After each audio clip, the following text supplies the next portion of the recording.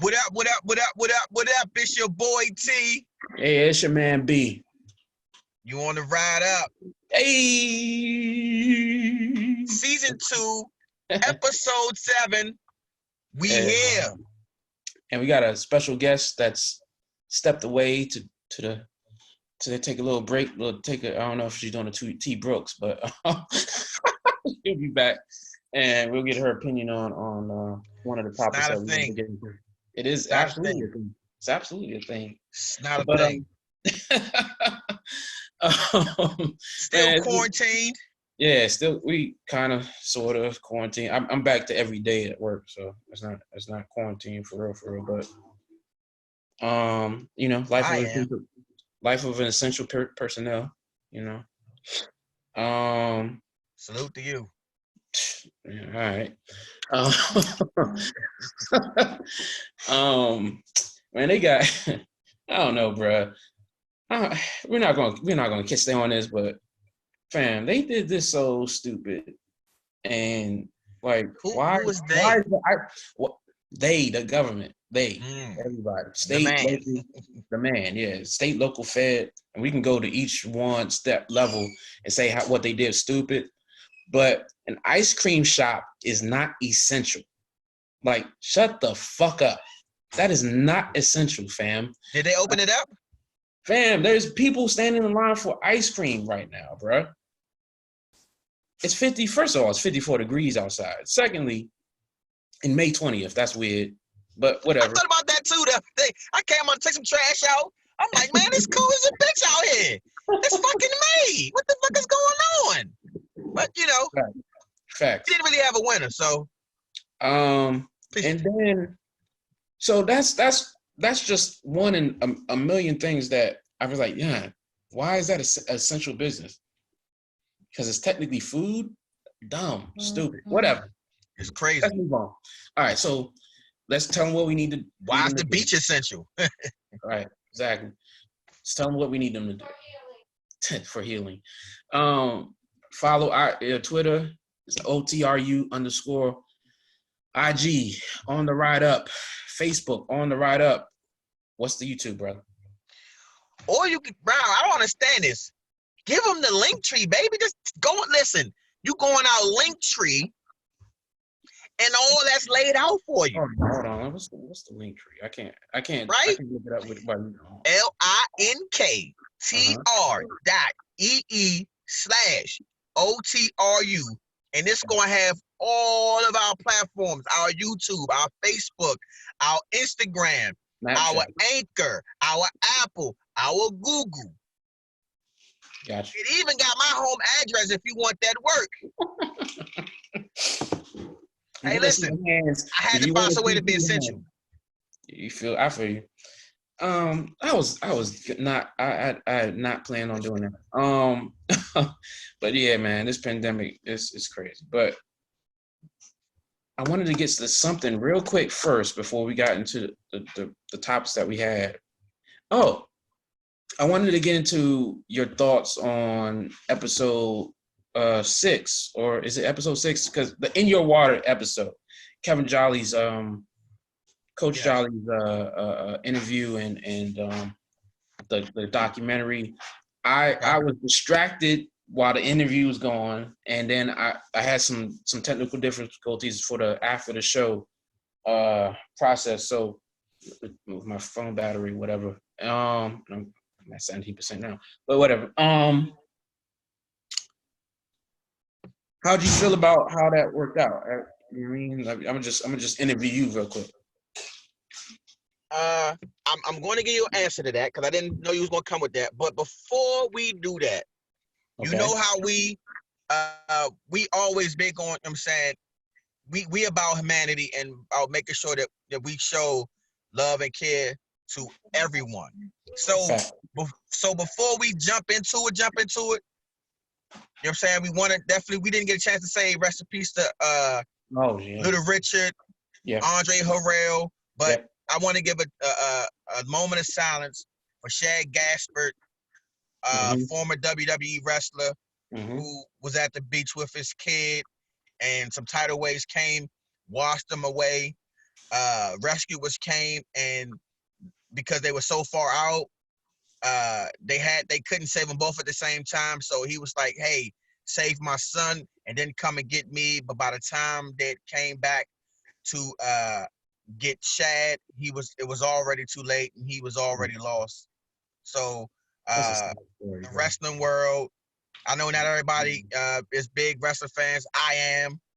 I know some of my followers are from my wrestling community, so I want to, our hearts go out to their family. He had actually moved on from wrestling and started getting into acting. He's done some acting roles, and he was a good dad. So and he's a hero. He's gonna be forever a hero in my book, because I couldn't see myself not making that same.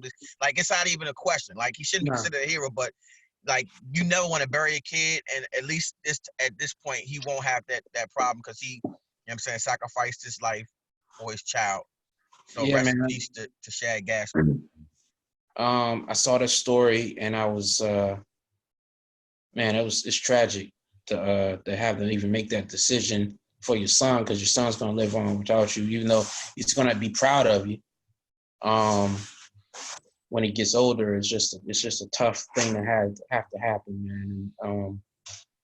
Yeah, I didn't know. I don't watch wrestling as much as I definitely used to as a teenager and younger. But just seeing that story, just any human being that has to make that decision between them and they kid, or just life and death, period, is tragic, man. And my heart goes out to their family. That's the son, and yeah, man. So yeah, there was a lot of unfortunate. There's a lot of that was unfortunate, and there's been a lot of unfortunate things happening over in this country over the last few months. But that one stuck out, man. So we lost. So the wrestling community lost Shad. We had mentioned rest in peace to Andre Herrera, I think, in one of my in my episode a few episodes back. But this moment of silence is not just for Shad. It's for Andre Harrell. It's for Little Richard. It's for Betty Wright, who I love me some Betty Wright, man. Like, oh man, I love me some, not Betty White, the old white lady comedic actor, not her. Betty Wright, soul singer from the Yeah, 70s, 80s. If you don't know about her, people go check her out. She was nasty. yeah, she got classic. And we also lost the actor, the young black actor that was in Twilight, and he done a couple things. Him and his girlfriend passed away. I didn't get to see exactly what it was, but I think there was some speculation that I guess they might have both had a bad batch of some barbiturates. I think, I'm not 100% sure. Yeah. I don't want to. I'm not into speculating how somebody died or anything like that. But him and his girlfriend passed away, and they left both separately left a kid. It's one boy and one girl now lost parents out in California. That's pretty sad. But yeah, he was a bit role. He was the guy driving the car where when Bella almost got hit by a car, and then the weird looking pale ass vampire came and saved the car. Yeah, he stopped the car. He was the one driving it. You know what I'm saying? Bit role, but Wow. Yeah. Shout out to him and R.I.P. Also Jerry Stiller, comedic. Oh my good. Thank you. How could I forget? That's my guy. Yeah. That is man. Jerry Stiller was my guy. Like the second I heard it, I was on the airways, and I had to make sure that I watched Zoolander, and I watched The Heartbreak Kid, because man, I love Jerry Stiller. He's hilarious. Yeah. So we're gonna do a moment of silence for the. But Trump's still here though. Yeah. Yeah. We're gonna get him 10 seconds, y'all. All right.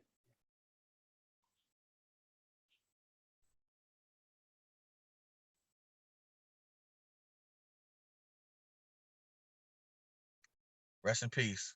Absolutely. We need a comeback song, a happy song like Joe Biden. Joe Biden podcast guy, but whatever, man. Sheesh. So yeah, let's We get back always to had that. Don't you know what? We always have that difficulty. Once we give that that moment silence, it's like yeah. we need some adrenaline in this bitch. How we get that back? Back to In Your Water though.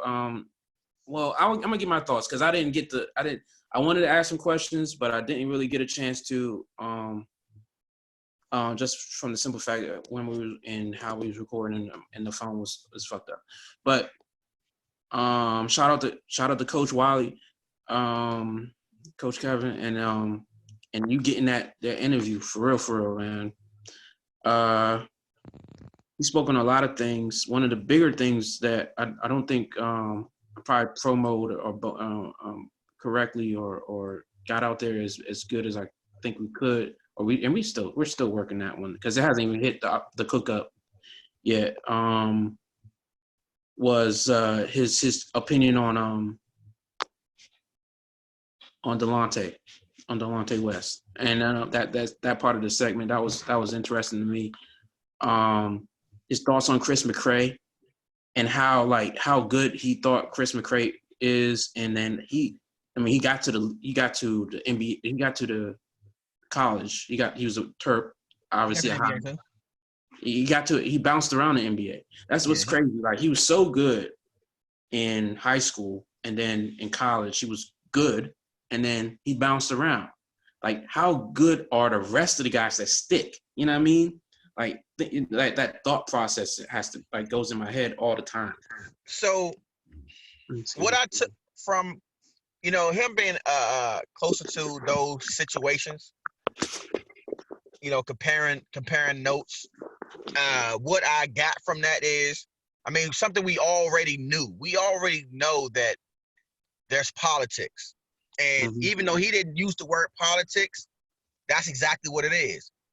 When you when you look at guys' numbers and the way they played, look at them in high school. But if rewind it, there was a part of the conversation where Kevin said he played for Parkdale. He went to Parkdale for 3 weeks. He said he left. He left because they were going to put him at center. He was 6 feet at 13. He was 6 feet at 13, right? If you are playing in a school and you're 13, 14 years old, a freshman, and they got you a center, it can negatively affect your career, because if you playing at a center position in the paint the whole time, rebounding, not being the focus of the offense, but then you only grow to be 6'2". So when it's time for you to go to college, you're gonna be getting recruited as a guard, right? Based on your size. Nobody's gonna if he capped off at 6'2", maybe 6'3", nobody would have brought him in a D1 school as a center or power forward. Now, granted, there are plenty of 6'4", 6'5" centers, right, in college basketball, because a lot of guys don't have the 6'10", 6'11s. But like, as a person, if you're looking out for your best interest, if you only 6 feet to 6'5", why would you want to, even if I was 6'5" in high school, I'm still trying to play the guard position, because I'm not trying to get penalized because everybody on my team is 5'11". Right. So what? Right. I don't care. Or if I'm running the center, I still need the ball. I need to be able to bring the ball down court. I need to be able to be a focus on the offense, because I don't want to get pigeonholed. Because what happens is that. So I take that to fast forward. Once you go to college, you can't just say, "Oh, I don't like the way this guy's using me," because what you gonna do? If you go to a program like Maryland, who had, they're a respectable organization. They had a respected coach. They have a championship. He has a championship under his belt. He has Final Four appearances under his belt, Elite Eights. So he's seasoned, and he decides that he wants to use you a certain type of way. If you decide that you want to transfer, you automatically lose in a year. And Maryland, even though they were in the ACC, they weren't necessarily the cream of the crop when it comes to the top programs. So it's not like you're going to leave Maryland and then go to North Carolina or Duke. You're going to mess around, land at like the excuse me, like the twins from Wilson, yeah, who actually brothers of one of my good friends, Trey. They end up leaving Maryland and now they play for Rhode Island. You know what I'm saying? So it's like you end up going from Maryland, like your step from Maryland will probably be a mid-major, which isn't the worst thing. But if you go to the wrong mid-major, you know what I'm saying, you might be in limbo. So Chris really pretty much just had to make do with what he had. And then what ends up happening is a lot of these NBA scouts, as smart as they pretend to be, they are victims of what they see on tape. So if for 4 years the coach decided to play me this way, everybody who's fans who only get to see me live see me this way. Any videotape, unless they've really been at the games or been to practices or actually worked me out to see what I could really do, they only know me from this way. So they're not going to bring me in if I don't fit the mold of what they're looking for, right? Right. So, and I'm not. This is not necessarily about Chris. This is about players in general. I could be a 6'10" 3-point sniper, but because I'm 6'10" and I got an old school coach, he says, "No, I just want you to get rebounds. I don't want you shooting threes." Right. So by the time I get scouted, I may not get that chance. So so the only way I get to be, you know what I'm saying, my true self is this. If I'm like, you know what, fuck this. When I get the ball, I'm not passing it. I'm gonna knock down this three real quick, right? And if you miss it, it's like, what the hell are you doing?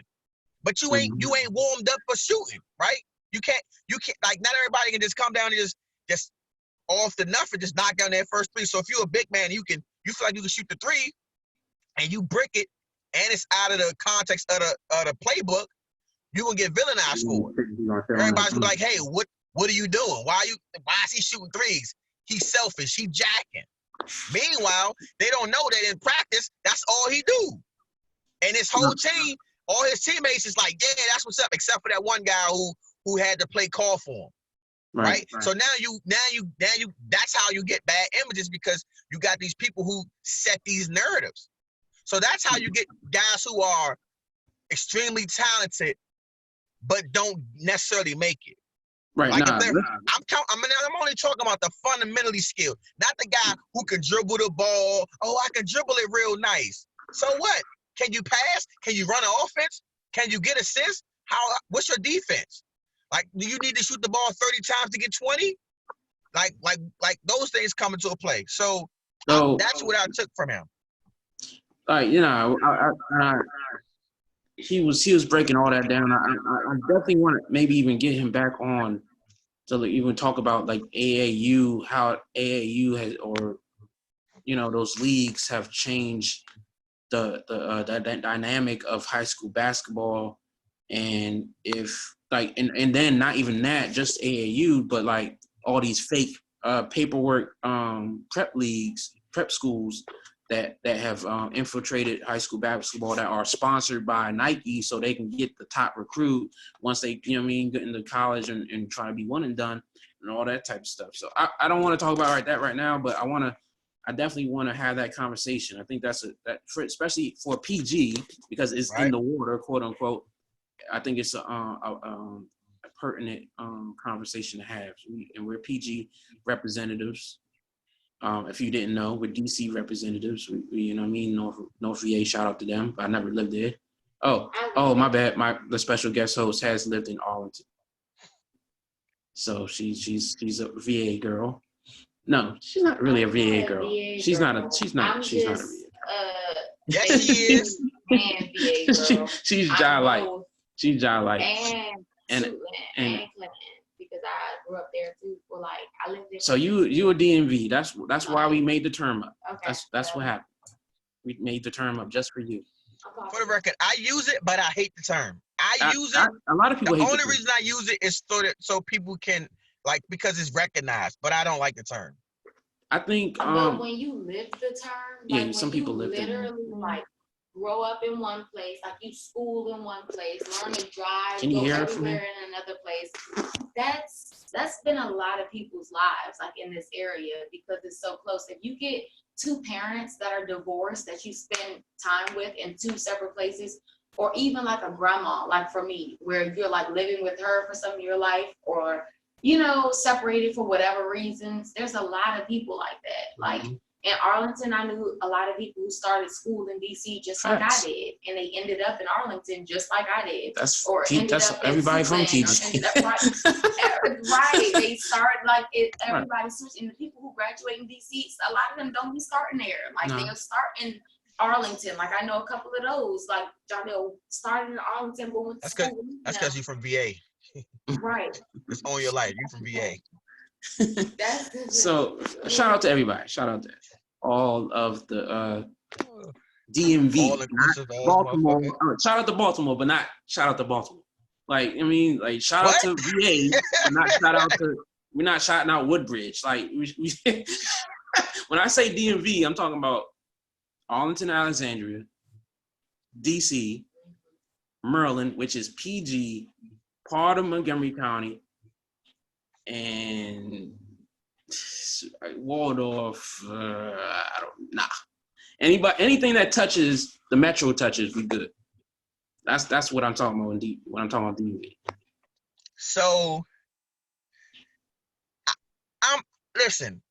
I feel like you can't just exclude Waldorf.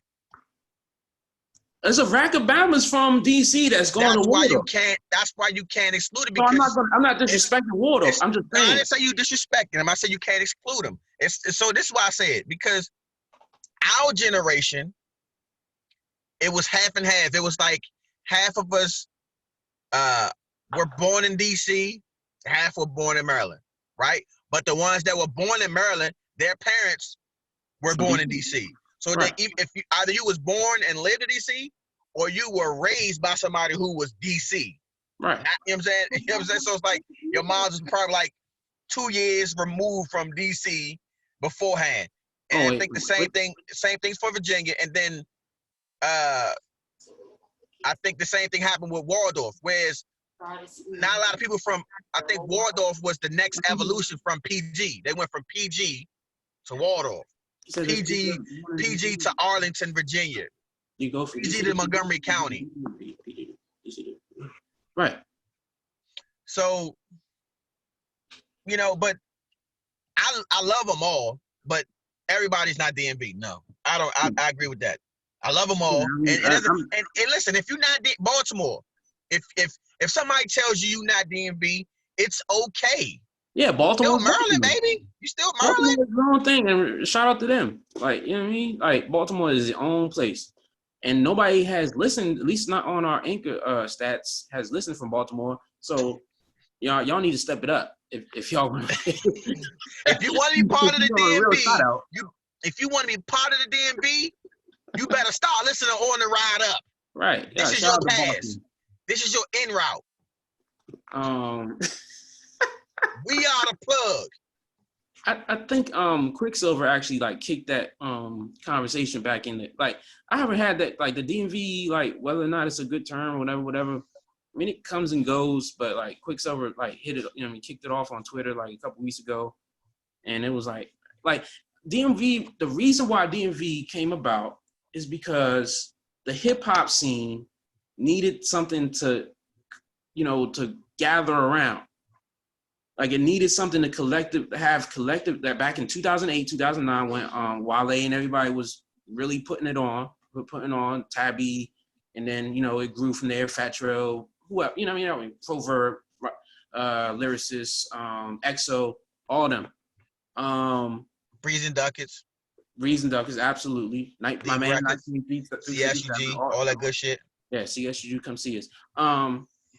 Yeah, you know what I mean? Back in 2009 when everything was really, really trying to, crack, DMV made the most sense because Chuck Brown's from Suitland, my nigga. Like, let me tell y'all. Go didn't start, quote unquote, in DC. So what are we really talking about? No. I only got one beef with the DMV. It's that I grew up knowing it as the Department of Motor Vehicles. That's it. That's in DC. In Maryland, it's NBA, so it kind of it's different. It's the DMV too. Right? No, but everywhere else is the DMV. It's only the Department of Motor. Yeah. No, but when we get to the Delaware, they call the ATMs the Mac machines. Like I never. That's all they have. Mac machines. Like in Philadelphia. Delmarva. Yeah, Delmarva. Yo, that's way worse than DMV. Delmarva. Woo, y'all figured that one out. That didn't work. Delmarva. Man, we just went off on a tangent. That's the beauty of a podcast. Absolutely. Tangent approved. So the topics that we actually discussed in pre-production. Actually, I threw you a curveball. That's the first time I threw you a curveball. Drop bows on them. We drop bows on them. We throw them bows. All right, facts. We're doing verses. Ludicrous versus Nelly versus IG live battle. Facts. It went down like I told people it was gonna go down. How'd you tell people? Because we didn't say that on our on the podcast. Oh, I'm sorry. I've been wait. So though I didn't say it on the podcast, I've been doing social media, you know what I'm saying, blast on this for the whole time. I was defending Ludicrous's, you know what I'm saying, his catalog. Like people out here like saying ludicrous stuff. Like, oh, his music didn't age well and all that. Like, I don't like what the hell are we talking about? The music, Nicki Minaj uses was most of Nicki Minaj's biggest hits was from Bangladesh, who is off back for the first time. Listen, I didn't even know that because his name was Shaquan or whatever it was in Back for the First Time. I didn't know it was the same dude that was doing Nicki Minaj's beats. But that's impossible that his music didn't age well. There's articles who said it, and I think this is what I think happened. I think this is my honest opinion. I think that somewhere along the line, around 2010, right around when Ludicrous sort of like faded from like the music scene and started doing the acting more.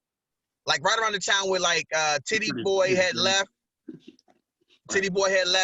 and then the Shauna situation. I feel like there was some energy. Somebody put some negative energy from his camp. I'm not saying it was necessarily him, but I feel like somebody was just doing some stuff that rubbed people the wrong way. So then that it started building up to this negative campaign against disturbing the peace. And at one point, Ludacris was even beefing with Big Sean over the way they do punchlines and stuff like that. Oh yeah, right. And I feel like that was a shaky move on Ludacris' part if that was his initiative, like to go against somebody like Big Sean, who is a fan favorite of the time. So it's like now you have people like they scrutinizing your music. You know, and then it's like, oh, we can just slide it. Like for instance, it was funny. I was listening to some Timberland and Missy from back in the early 90s, and I was listening to Magoo, and Magoo was, you know what I'm saying, getting off, and it's like now, like for the longest time, everybody had said Magoo's the worst rapper of all time. He's trash. And I'm like, Magoo is not a good rapper by any stretch of the measure, but Magoo is not the worst rapper. He may be a very simple rapper, but he's not the worst rapper of all time. But we're gonna have that conversation, not tonight. Hold up, I'm gonna bring it around. I'm gonna bring the car around.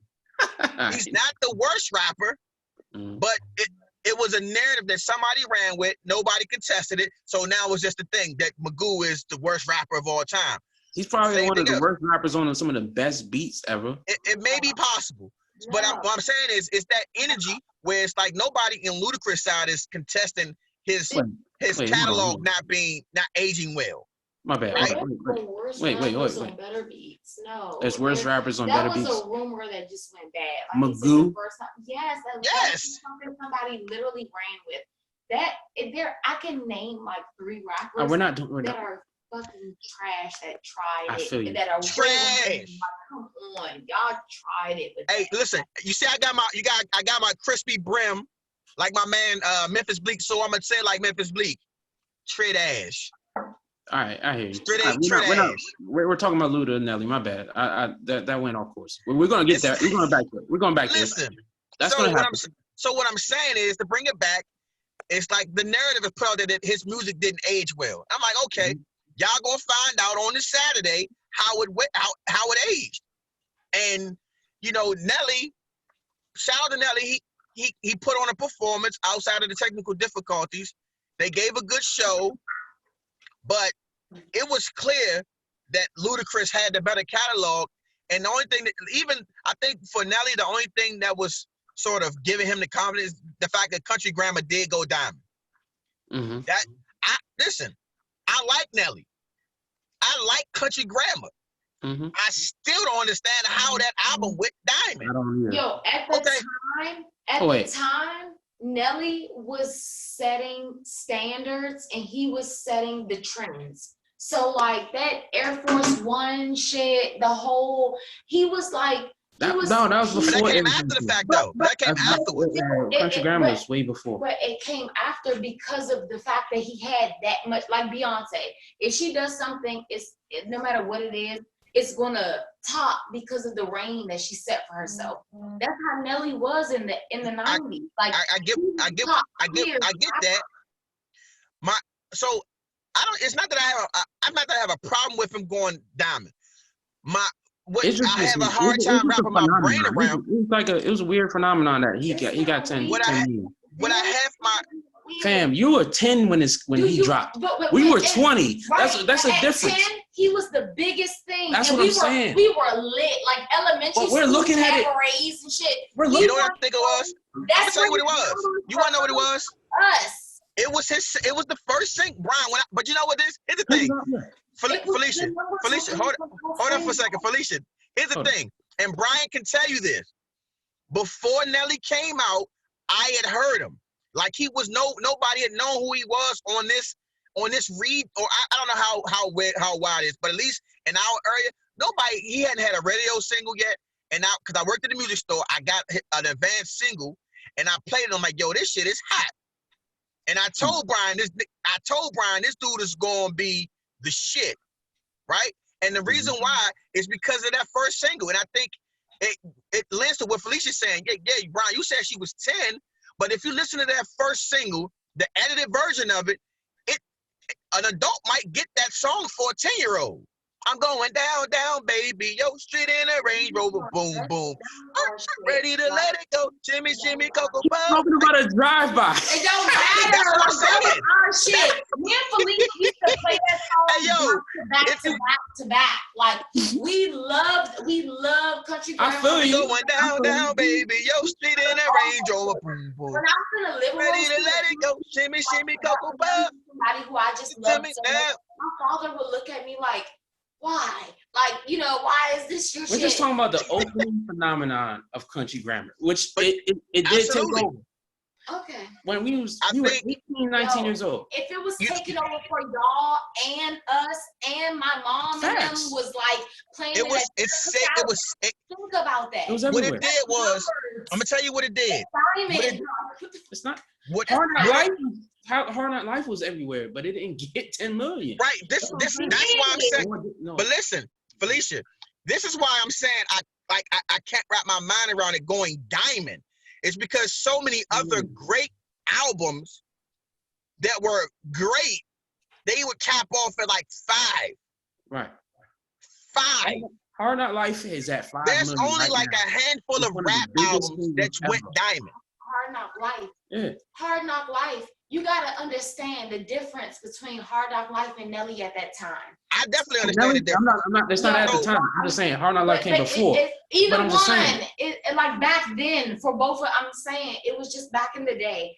That was a different crowd. Hard Knock Life, I couldn't, as a child, I couldn't listen to that and get into my I groove. hear you. Okay. My mom couldn't listen to Hard Knock Life and get into her groove, but with Nelly, my mom, grandma, I'm going down, baby. Yo, sit in a Range Rover. all could play that at a block party, at my birthday, at my That's mom's my birthday, joint to this at day. your birthday. No, it's Nelly dope. was It's like fire. was like your favorite cousin. He was like the person who everybody could connect to. That's different. definitely comes off. Talent. Jay-Z was talent. Hard Knock Life. It's not a disrespect thing. It was talent. It's just like 10 million is a lot. It's a lot. You gotta say relatable. He was so commercial. Yeah, absolutely. It wasn't good. It was just very commercial. It was very relatable. Right. He was very country back in the day. It was just it. So and you know another thing, on top of what Felicia's saying, now not only because in order to go diamond, you not only have to have the rap community, you have to be able to have people going buying the album for their kids, but also you definitely need the other side of the coin, the white folks. And Nelly presented a safe version of rap. Yes. That's even though he's a street dude and rap street shit. Like the metaphor of the Nelly's metaphor, like I got a good comparison. Jeezy. You remember when Jeezy first came out and he was the snowman? And everybody wore snowmans? Even people, they were wearing it in school and everything. They didn't know what it was, yeah. It's a similar tactic where it's like, I'm gonna be so metaphoric and come so left field with what I'm talking about that by the time they realize what the hell I done said, I done already made off like a king. And that's exactly what Nelly did. If you look at Nelly's sales from his first album to every other album after that, like you could tell he was just riding a wave.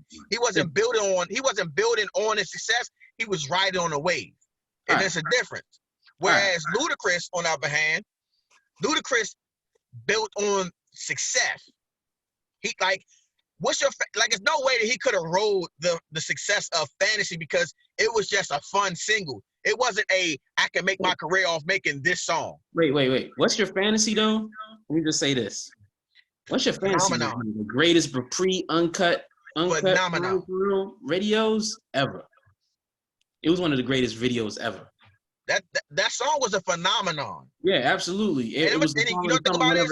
I forget when it came out. When that song first came out, not everybody liked him because of his sound. His sound was so different. What's Your Fantasy was dope though. Right. And that's why Nicki Minaj went and got Bangladesh. A lot of people went and got that Bangladesh. Yeah, everybody got Bangladesh. I'm just saying, when Puffy signed 8 Ball and MJG, who produced their biggest hit? Who produced their biggest hit? Yeah. Bangladesh. Right. Before we get into the actual versus battle, I do want to say this. Okay. Because I'm a bar fiend. I'm an underground hip hop, fan to the death. Fan. If you was hating on Nelly, you got no females, dog. If you hating on Ludicrous, you got no women. You couldn't be around women. That you are whack. And if you're hating on either one of them dudes, and it's 3. Because Ja Rule was the third one. And your ear is trash. Second. That's 1. And your ear is trash. 2. Your hip hop acumen is trash. Period. I could listen to Dilla, and first of all, I'm not the biggest Dilla fan. I know that's sacrilegious for all you underground hip hop heads. I'm a bigger Dilla fan today than I am 10 years ago, and I'm gonna tell you why when you finish. All right, I'm not the biggest Dilla fan. I listen to Calm, of course. Calm's one of my top 5 rappers, but Crunchy Ground was dope. EI was dope. Use a Hoe is dope. What's Your Fantasy was dope. Like, if you was hating on either one of them men back then, your ear is trash and you got no women. You got no females around you, fam. You got to keep that shit to yourself. Dog, stop listening to Cannabis and get into some Ludicrous. It's like when Kanye was like, "You ain't got no Kanye." You ain't no Kanye Mr. Man, shut the fuck up, bro. You ain't got no Nelly. Come on, man. Nah, I saw that first of all, it's a white dude on Twitter talking about, oh, nobody was listening to Nelly. Nah, get the fam. You wasn't outside, fam. You wasn't outside. If that's what you think. I was on Delaware Ave, 2000. Country Grammar was going off. EI was going off. Hot in Here was going off. Use a Hoe was going off. What's Your Fantasy was going off. Like, shut up. Shut up. I mean, like, don't talk hip hop no more. Stop. Facts. But anyway, my bad. Go ahead. So, I used to say the same thing because a lot of JD beats, I wasn't. Or that's what he was known by, like early on, JD. Mm-hmm. Right. Mm-hmm. I didn't realize because I thought that it was mostly hip, and he always had like cool groove beats, but he didn't make the banger beats. I grew a love for Jay Dilla when Erykah Badu mentioned his name, and then something told me, let me go and look at her liner notes, and I saw how many beats he did off the Mama's Gun album. It's like one of my favorite R&B albums of all time. And the fact that he did Didn't You Know? He did My Life. He did Kiss Me on My Neck. I was like, okay, I now rock with, like, he did like those, like he put production in on R&B records like that. Rest in peace. He's a legend. Like, I'm not trying to downgrade him. Absolutely not. No, not saying, like, he's a legend. Absolutely. You're not trying to downgrade him. Don't bring his name up. Don't bring his name up and say nobody was listening to Let Luda and Nelly. And Nelly was commercial, super commercial. I'm not saying that I was always listening. I had Nelly in my headphones or Nelly in the crib. But I didn't hate Nelly. Not like I hate Ja Rule, but you know what I mean? Yeah, I didn't hate Nelly at all, man. And it's whack that you get that separation, man. And I just think, man, you like, especially 20 years later, man, you gotta kill that. You gotta kill that. Stop it. But let's get into the actual battle, bro. Like, let's get into the numbers. What's the rounds that stood out to you, bro? We don't have to go through all 20. The rounds that stood out to me. I thought Ludicrous starting off with Welcome to Atlanta was a good choice. That's an automatic W. So my thing is, it wasn't necessarily about Ludicrous. Mm-hmm. My question was, what was Nelly going to play and when was he going to match? Like some of the songs that he chose, were more so like, I don't know about this song. Like there was a couple songs from Nelly that I was like, yeah, no. No. Body on Me, My Place, 1,000 Stacks, Just a Dream. Like, those songs weren't really like songs I would use in the back. Like, honestly, I thought that he should have used I Am Number One. I thought that was a good record. Mm-hmm. I thought he should have went number one. Yeah, definitely. I thought he should have used that over some I Am Number One. No matter how you like it, we're dirty. Sit down and round his head. That junk was my shit. He didn't use that. Batter Up either. He didn't use Batter Up either. You know what it was? I think because I think what Nelly was doing is he was using just his album cuts versus using songs that he was even on. Like, he didn't use any. If you notice, he didn't use any St. Lunatics records at all. Because he could have used Midwest Swing. It's a Midwest Swing. Y'all ain't trying to trip. Like, he could have used a couple of his, like, St. Lunatics records. And I think it wasn't until Ludacrous used, it wasn't until Ludacrous used the Sierra record that Nelly was like, oh, okay, I guess we're going to use records that we featured on. That's when he played a Nasty Girl remix that he had with Big. And then he answered I think, you know what? That was the most interesting round. The round where Ludacrous used his "Made You Look" remix verse, and then Nelly responded with his "Rock the Mic" remix verse. And I saw that he used I see that he used Jagged Edge's where the party at? Yeah. To be honest with you, I get it. That Yeah record is a bigger record. I honestly thought that. I think where the party at is I like that record more. I prefer that record over Yeah. I mean it's a fun record, but when that where the party at, that's a pool party record, bruh. Yeah, it's like it's a good party record, but where that party at come on, that's a great party record. Yeah. Like I'm sorry. Where the party at is a dope record, and it's better than Yeah to me. And I think what made it perfect, it was a perfect combination because Nelly, like his verse on there was perfect. Let me tell you where that party at, there. Like the way he came on that joint, like yo, Nelly was about his business when he got on that record. But like Ludacris, like his work with Lil Jon and Usher, they clearly have a chemistry. So I mean, it was a good record, and you can go either way. So I gave that round a draw. Yeah, is a big record. Yeah, it was a big No, it record. is. But to be honest with you, when I listen to Confessions, I don't even listen to that record. No, of course not. But I'm just saying, not that it's a bad record, just because it was like, you know, it was like, okay, I heard it a million times. If I scored it, I would have gave it to Nelly. If I scored it, I didn't score it. I guess I didn't listen all the way through. But I would have gave it to Nelly. That one. I thought Nelly saving Dilemma for his last record was a mistake. Mm-hmm. Though some people gave Nelly that round, because he played Dilemma as a response to Lovers and Friends. Mm. Now, yeah, Lovers and Friends is a vibe. Mm-hmm. But Dilemma was a big radio hit for the ladies. Yeah, but Lovers and Friends, man, that crushed the clubs. Right.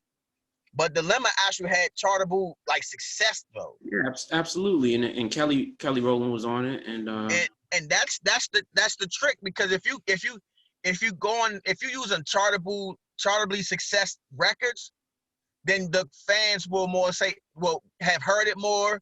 It'll resonate with, oh, that was my song. Whereas Lovers and Friends, it may not have reached as many ears because it just wasn't pushed the same. Mm-hmm. You know? Mm-hmm. So I think that's part of what happened with Nelly. Like Ludacris had like his word of mouth album, damn near every record could have been a single. Like that's the way he recorded music. Like he had great records that could have been singles, and they were like fun records. Whereas Nelly, after his first album, he didn't have those records. Right. So he was going to drown at some point. That's our take on it. Let's like Felicia has a whole different vibe to it. But how do you know that? I didn't even say anything yet. Because you're a Nelly fan. Yeah, of course her face. You can't hide nothing over there. I'm not. Wait. So she had Nelly winning. Did she watch the battle? Did she listen to the song? I didn't watch the battle, but let me. You want to go through some of these songs and let me get a couple of opinions for it. Let me get a couple. Okay. Nelly featuring Nicki Minaj and Pharrell, "Get Like Me," versus Ludacris's "How Low." How low can you go? How low can you go? How low can you go? How low? Get low. Like what? Come on. That was a better record. Okay. All right. I get what he's saying. I think that he should have won. It's just the fact that like when he's hearing them, it's like I think the reason why they were a good match is some of the reasons why he was saying like Ludacris is below him, but no, they're actually like they have that stuff in common. Like, they have stuff in common. Both, like Ludacris, his flow. He's saying like, oh, it could have been a hit, all of those songs, but you know how for like if you like that certain person, it could have been a hit for. So like for me, Jhené Aiko, all of her songs on every single album should be hits. Like, but that's not reality to everybody. So Felicia, I get what you're saying. Reason why I say they could have been hits, like, is because of the production. Like, if you at that time when you had Pharrell or Timberland on your album, 9 times out of 10, the money that they spent on getting those producers, they had no choice but to make that one of the singles. That's why I said they could have been like hit records had they pushed him in singles, because he was so hot. Once you get to a certain level, like producers just want to work with you, so you can have multiple records on your album that are like by super producers that you don't have to push like as a single. So that's what I'm saying, as far as like if they'd have made like push them as singles, they would have been harder. Like whereas Nelly didn't work with a lot of like known producers. He only worked with like maybe like 2 or 3 super producers during the prime of his career on the second album. and so that's the biggest difference. Plus Nelly preferred to sing more on his own on his records versus featuring a singer. Yo, round 9, Sierra first featuring Ludicrous versus a big record. I'm sure it was on one of the remix or the Nasty Girl joint. Dog, who puts that against O? He must have wanted to say, hey, I can't match up against O. Let me put Nasty Girl right against this joint. Because O is one of Sierra's biggest records. No, that's one of Ludicrous. And one of Ludacris's best guest appearances, best rap. That's when you had Ludacris on a feature, he was bodying it. Crushed that joint. That's crazy. Truck rattling, huh? I don't even think I need a speak. What? No, he killed that. Yo, he killed that. I listen to that still to this day, just because of that. Body.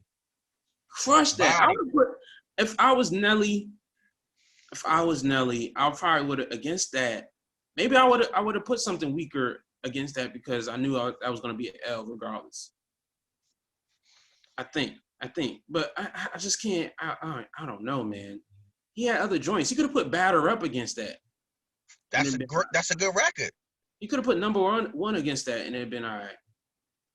I don't know, man. But I love O. O is one of my favorite records, like real life. Again, I think part of Nelly's fumble was focusing strict, because he was so into promoting the fact that he went diamond that he focused basically on his own projects. So he wasn't thinking outside the box, you know what I'm saying, to win the battle, I guess. And that's why I think he had certain records where it's like, and I think that's part of the problem. Like, we've seen that previously through some of the battles where the person who's putting their catalog against you is they're so connected to a certain song for a certain reason, right, that they expect it to translate, and then it doesn't. Like when I was watching Ludacris's thing was like I didn't like all the, like, even when he used O, I didn't like that he used O.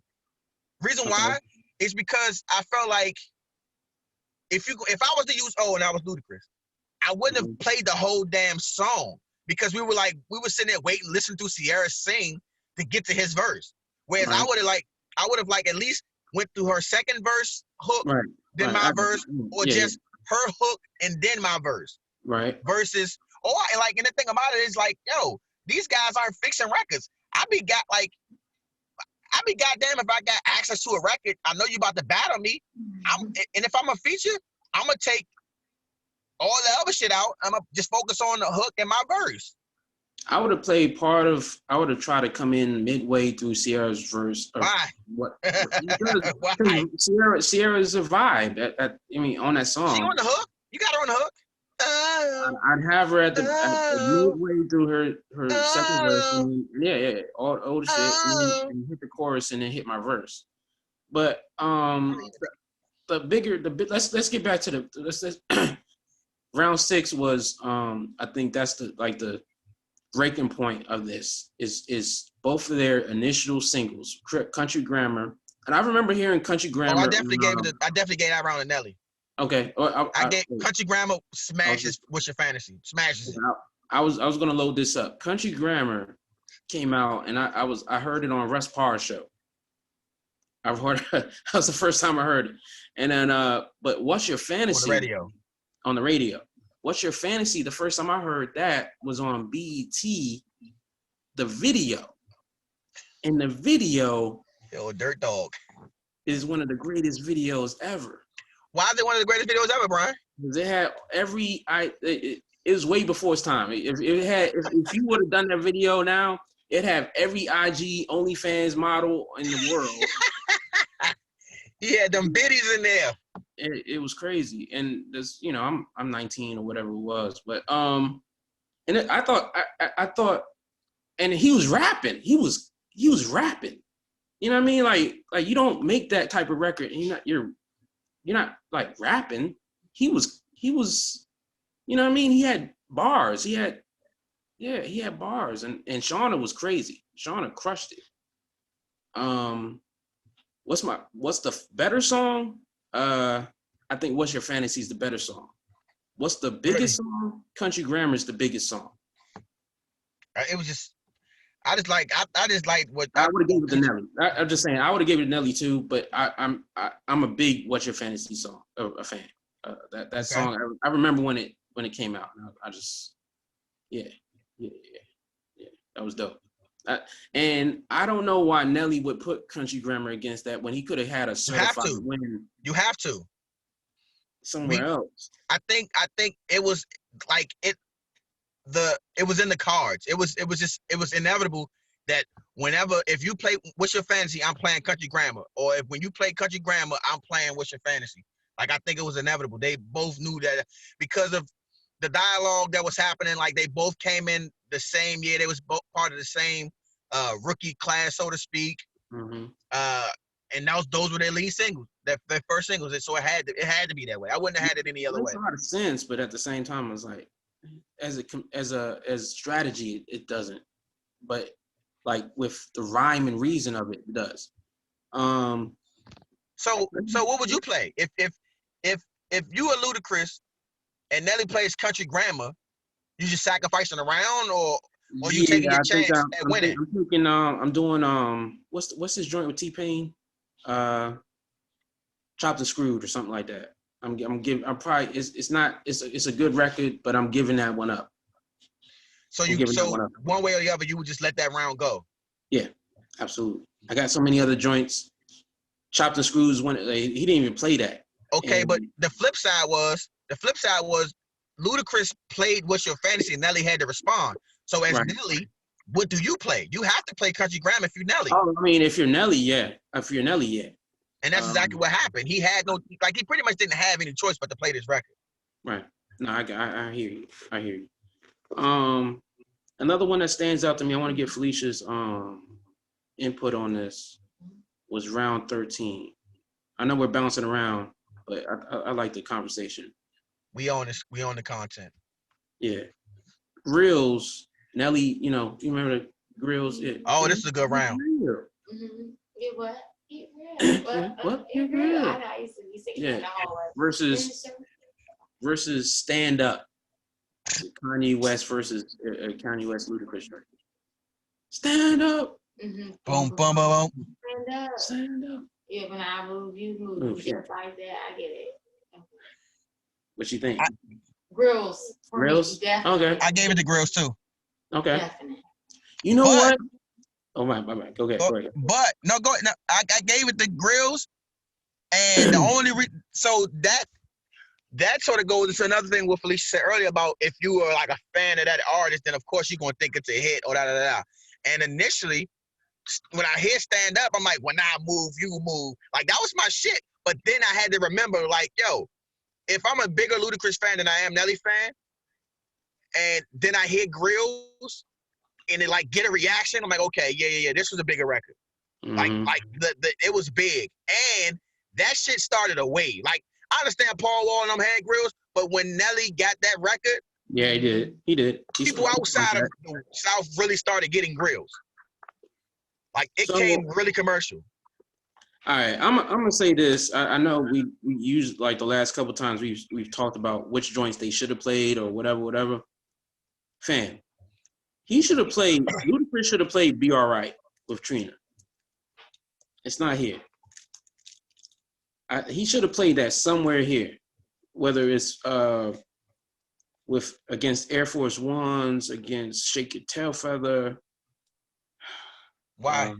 He won Area Coast. Because that's the harder beat. Stand Up is another Kanye West. He has two Kanye West beats. It's Be Alright. Well, not that's Trina's technically, but Ludicrous. That's a Ludicrous song to me. Anyway, and Stand Up. Be Alright is the better song. Better than what? The Stand Up. You think so? Yeah, you don't play Stand Up and don't play Be Alright in somewhere here. Okay. I'll play it before. That's a dope. That's just a vicious beat. That's funny. All right, let's get that. What do you think about Shake Your Tail Feather versus All I Do Is Win remix? I can't respect him. Shake Your Tail Feather. Yeah, you gotta give it to Nelly. Shake Your Tail Feather versus All I Do Is Win the remix. And I think Ludacris killed it, but my thing is I like that verse from Ludacris, but I like the song Shake Your Tail Feather better. I think it's a funner record. I think it's way more usable. You hear it a lot more. Like even to this day, it's in a lot of movies, a lot of TV shows, commercials. It just had a better energy. Like that was the Bad Boy song back in the day, and that was a really hot movie. Like, you know what I'm saying? So I definitely gave it that for that. Another joint that Ludacris did not play, and he could have. And now I'm blanking. Maybe not against Shake Your Tail Feather, but dang, I just lost the song that I was thinking about because I was listening to y'all. I wanted to listen to what y'all was saying. Dang. It would have been a Ludicrous song. But anyway, that's cool. So what do you scored it? You scored it. So what was your score? Let me say this real quick. I had to go and listen. I had to go and listen to this Trina record you was talking about to refresh my memory. I like that record, but I forgot about it. It's one of the dopest records. You get what I'm saying? I like that record, but I forgot about it. I didn't forget about Stand Up. Okay. Stand Up, like that record is not better than Stand Up. And shout out to Shauna. She was on there too. I got to disagree with you. I think that song was just Be Alright was a good record, and it's probably like that was a dope Trina record. And I like the video too. Ooh, I like that video. But the Stand Up joint was Apex Ludicrous. So nah, like as far as videos is concerned, I like that one. So what's the next round? I was gonna. What did you think about Rock Your Mic versus the Major Look remix? I thought it was the lowest part of the entire battle. I don't really like either one of them playing either one of those. Listen, it was the lowest part of the entire battle. Listen, they both got good verses off of great hip hop beats. Yeah, not debating that, but neither. Like I'm a fan of both of them, and I wasn't thinking about neither one of those records. I didn't expect either one of them to get played. They had joints that they. So I feel like that was they was measuring their penises at that point. Like, look what I did. I did this remix with Nas. Well, I did this remix with Jay-Z and Rockefeller. Right. So what? Right. What is the like? That's the whole thing. When people mention the whole people quick to drop Aaliyah's name or Beyonce's name like it's a trump card, and it's like, yo, just because you got a record with those artists, don't necessarily mean it's a win. Like it's still got to be a good record. Right. Still got to be. It still got to have impact. And I don't think either one of those records had impact. Nobody cared about those remixes. Oh, that's both. No, they both. The versus one versus the other. Oh, you couldn't tell? All right. Okay, so they saved Hot in Here versus Move Bitch. Whoo, that was a tough one. I went Hot in Here on that one. Hot in Here, yeah. I went because listen, number one, my boo was in that video. Pasha was in that video. That was a good video. And the song was just like that. It's like another thing. That's one of those things with Nelly. He a phenomenal record and had people doing a dance. Like, people still say it. Like, that's a song that still resonates today. So I definitely like that one over Ludacrous's record, which is also a good record though. Yeah, I'm with that. EI is my favorite record from Nelly. So Moneymaker is cool. But I he could have probably put some. You want to beat EI to me. He wouldn't have beat EI with almost anything. Almost. So I'm it's sure funny that you talk about EI. Listen, so EI is also it's my second. Countrygram is my favorite record by Nelly, but EI is to me the hardest record by Nelly, and I like it. But this is the reason why I like it, and why I'm talking about it is because somebody said they were talking about how Move Bitch was a weak record, and it was what? Listen, quarantine got people tripping out here. They saying weird shit, and I'm like, wait, what? I'm like, how can you like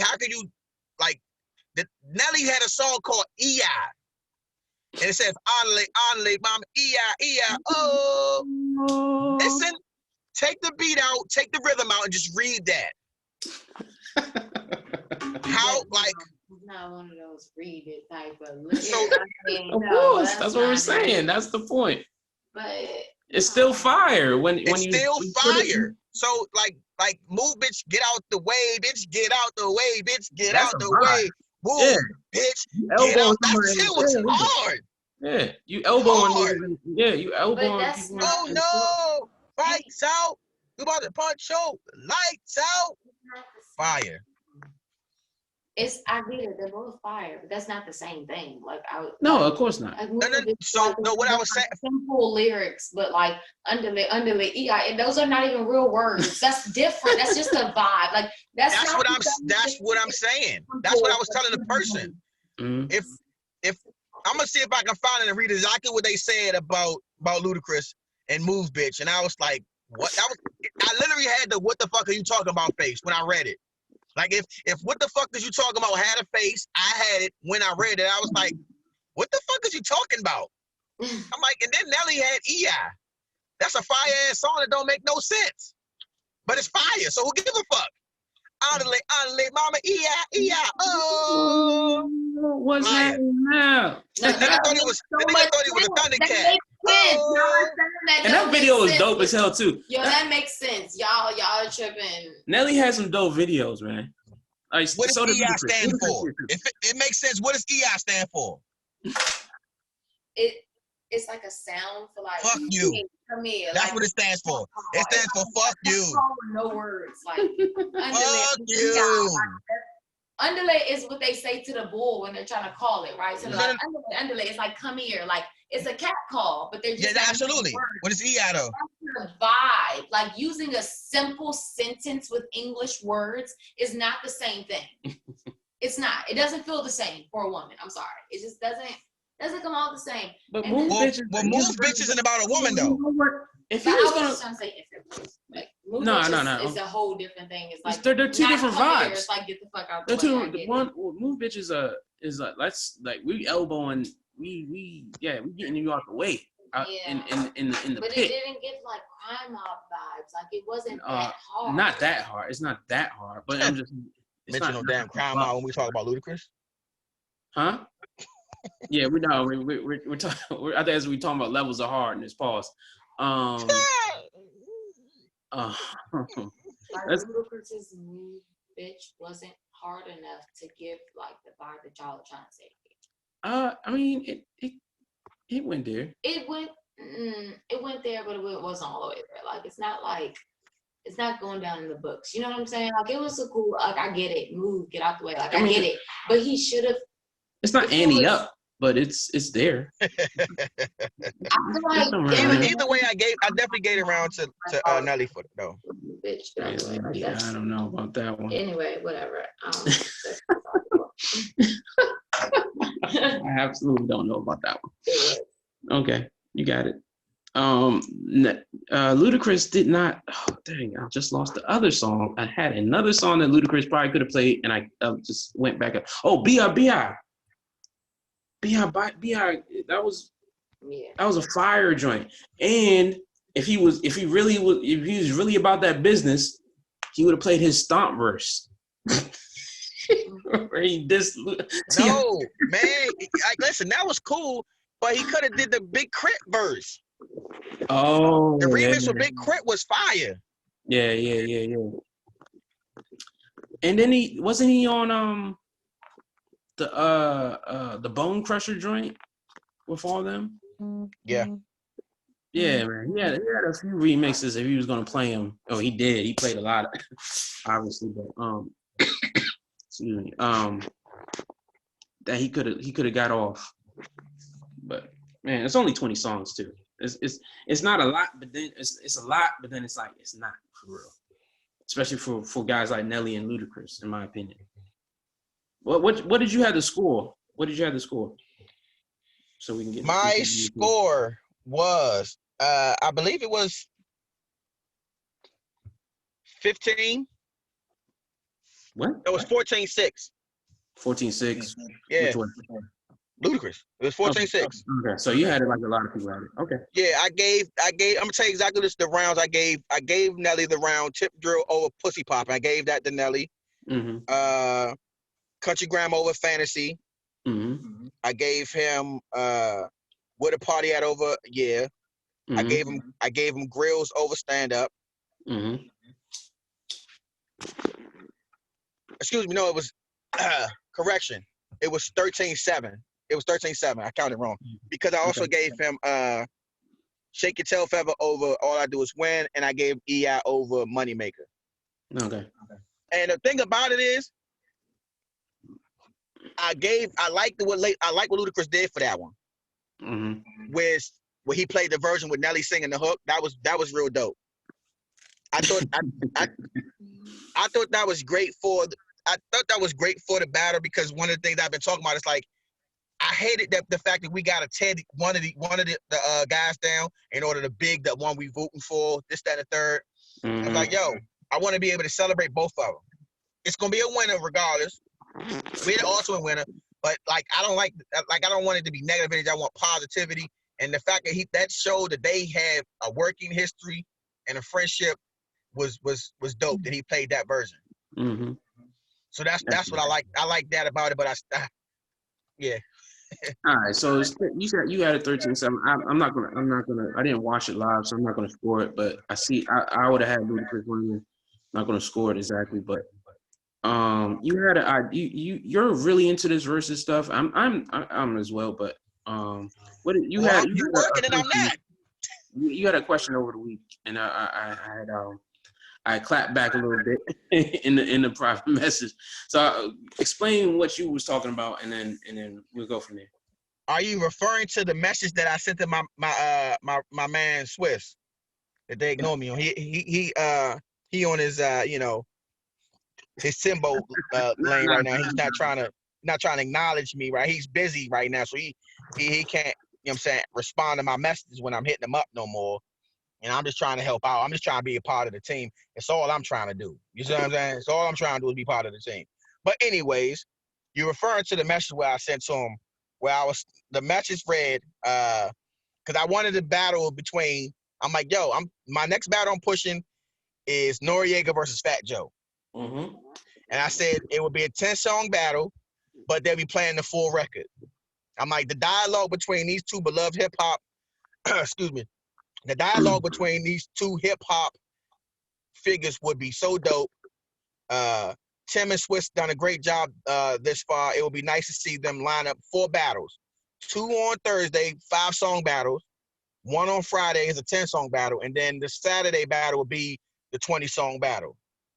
And that was my proposal. I'm like, listen, the 20-song battles, how long it takes to get it up, and the dialogue and all that other stuff, it's dragging out. Sometimes it drags out a little bit, right? And I feel like what I would have liked for Tim and Swiss to do is if you're only doing that Saturday battle, right, and you get people lined up, like, say, hey, have somebody prep your records, be ready to play whatever you're gonna play. You know what I'm saying? Queued up. You know what I'm saying? Ready to rock. Sort of like how what T-Pain did. T-Pain, when he did his, T-Pain had a lot of personal versions of the songs. So he didn't play the version you would hear on the CD a lot of times. You knew the record and it sounded similar, but it was different. And that's the luxury you have of playing your own content, is you can give a new look. And the thing about it is, what happens is, if you play that different version and it pop and people like, oh, that's on fire. Now you give yourself a chance to make new revenue streams with that new version of the record. You know what I'm saying? Because somebody gonna want, like, oh, I want that version. Like how many, like we would see the album come out, but then the video would have the remix. So now we going to buy a single after we bought the album just for the remix, right? But to get back when you said that you didn't like my idea, and I felt some type of way about that, and I was like, nope, we gonna talk about it on the podcast. How dare you? Oh, wait. Let me cue that up. All right, so you had, first of all, I'm not mad at Fat Joe versus Noriega. That's an interesting battle. I'm not a big Noriega rap fan. I think he's, a great podcaster, but and he can rap. Like I wasn't a big. I'm not his big fan. I'm not gonna sit here and lie to y'all. But I think that's an interesting battle, especially at 10 songs. 10 songs. Because Fat Joe has hits and he has joints that just ring off. He can just, and Noriega obviously has hits. I mean, that's unquestionable. That's nothing. What you want to do? Yeah, exactly. Yeah. A bunch of Pharaoh joints. My thing it's like you're gonna have joints on Monday, Tuesdays, Wednesdays, Thursdays, and Saturdays. Like, bruh. But that's not what I said though. So I feel like you convoluting what I said in order to denigrate my prosperity. That's what I feel like you're trying to do right here. I know. Okay, we got it. No, like that's why I was specific in saying 2, 5, and the reason why I say that is because, like, listen, I want Tim and Swiss to not only be connected to the because you got to be a legend to have 20, right? But the game isn't just legends. You got up and comers, you got some mid tiers, and you don't want to alienate the mid tiers by expecting them to do a 20-song joint, and then 5, 10 songs in, it's like crickets. Like what is this? And they just trying to put off. And when Boy Wonder versus Hit Boy, they only did 10. They probably could have did 20. They got 20 records. They could have did 20. They only did 10. Right. It didn't take that. They got it out in like an hour. So if you got a 2-hour set from 8 to 9, 9 to 10, you got or space it out, say 7 to 8, and then 9 to 10, and it gives that cushion from that 8-9 hour for any technical difficulties or whatever. You know what I'm saying? And it's like, boom, you got these 2 people going over, and then they jumping over to this one, right? Thursday, 2, Friday, 1, Saturday, 1. It'd be a good concept. You know what I'm saying?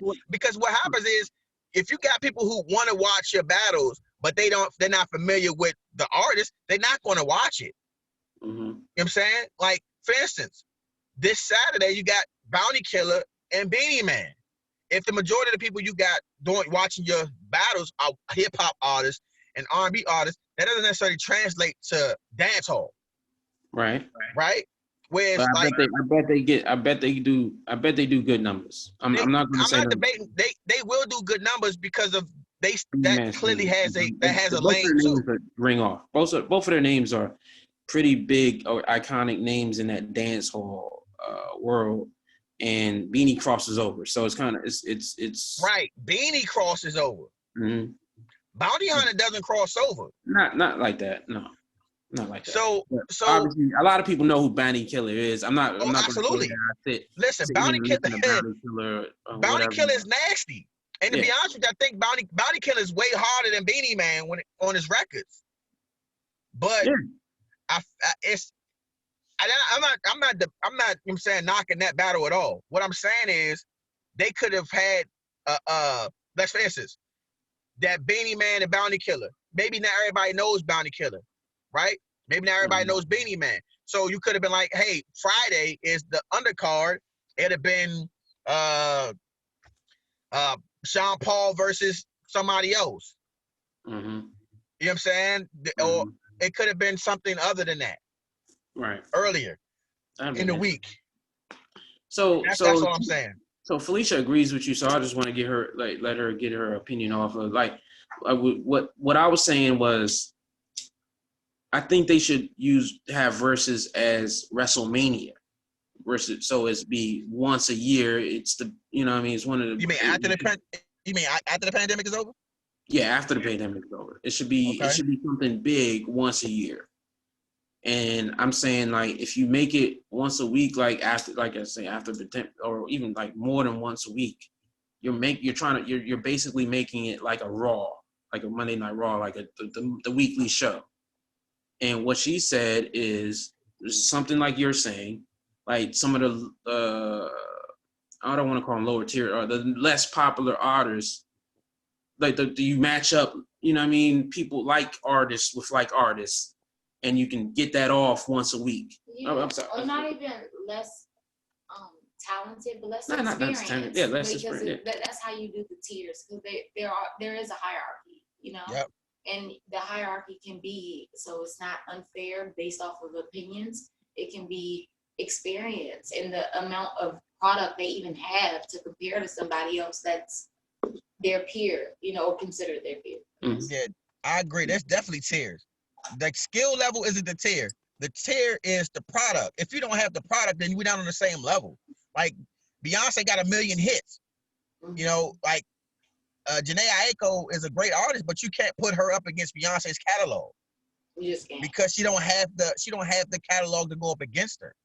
Unless you're a major Jhené fan, and certain songs just really resonate, you know. But like, yeah, like he said, that's true. Like for the like, and I like her. I'm not trying to slight her at all. But I'm saying, like, it's not fair to her, because even if both of them got 100 songs, like Beyonce's all her 100 is in the top 100. Jhené Aiko probably got 3, if that. That's not fair to her. Because it's not, and the thing about it is, her going up against Beyonce isn't going to do her any favors, right? Because she already, her fan base is not going anywhere. So the goal would be to grow the fan base. You don't put her up against, number one, putting somebody up against Beyonce is risky, because if she kinks the armor, so to speak, then she gonna have people hating on her. She don't, like, that's not what the versus battles are about. They're about, you know what I'm saying, inclusion and growing the brand versus having people throwing shots at you and hating and, oh, she weak. I'd rather see her go up against somebody that's like in her range. You can't denigrate somebody. You want two people that you can't like to tarnish. Like Beyonce and Michael Jackson. Like, yeah, I'm saying Michael Jackson. You can say like, yeah, like it's gonna be a generation battle. That's what that would be, but it would be just as equal. I believe that, and I think it would be a good battle. Yeah, if Mike MJ was alive, but I was just how many other artists can really, like, do you think can legitimately go against Beyonce in a versus battle? I only got 2 in my mind. The one that's alive. Actually, I got 3. I have 3. The one that's alive is Mariah Carey. Yeah. 4. That's 4. So it's 4. I have 4 people now.